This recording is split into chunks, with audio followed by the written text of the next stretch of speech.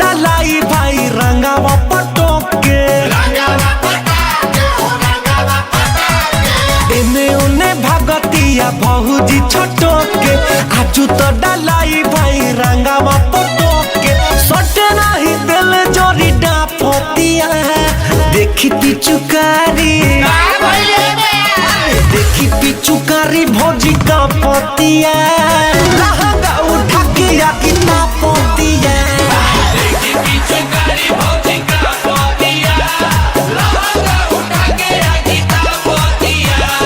देखी पिचुकारी भौजी का पतिया लहंगा उठा के या कितना पतिया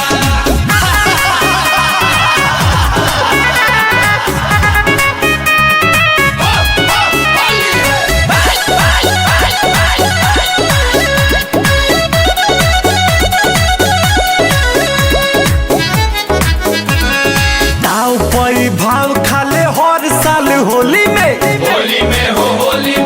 हर साल होली में कहले कि रंगावा न डाले दे हो चोली में डाले दे हो चोली में न डाले दे हो ताव कोई भाव खाले हर साल होली में कहले कि रंगावा न डाले दे हो चोली में लहू कता सब अरे कालो कतो लहू कता सब नहीं ढापतिया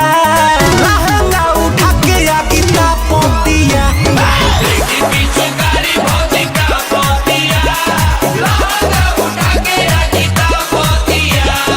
देखी पिचुकारी भौजी का पतिया लहंगा उठा के या कितना पतिया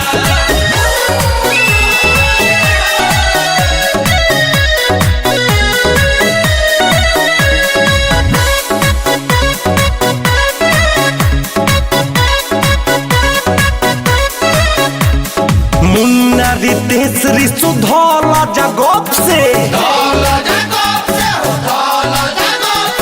पिछावा से मोहल टा 10 चौक से